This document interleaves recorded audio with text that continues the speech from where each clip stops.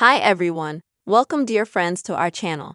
In this video, I will tell you and show you how to add or remove grid lines on the iPhone camera. Do not forget friends, put your likes under the video, be sure to subscribe to the channel and write your comments after viewing. Well, let's get to our topic. And if let's say you open the camera and see that it has a grid, as for example in my case, you would like to disable them. Do it very easily. You will need to open the settings. Then find the camera section, and here you'll find the grid. Click on this button here to disable them.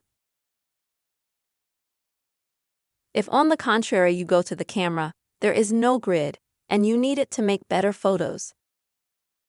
Then go to settings the same way. Then camera. Next, put the grid on, and just press the button to plug them in. This is the way, literally in a few steps, you can easily disable or, on the contrary, enable the grid lines on your iPhone camera. I hope this video has helped you friends. Don't forget to put your like and also put comments and subscribe to the channel. Bye everyone.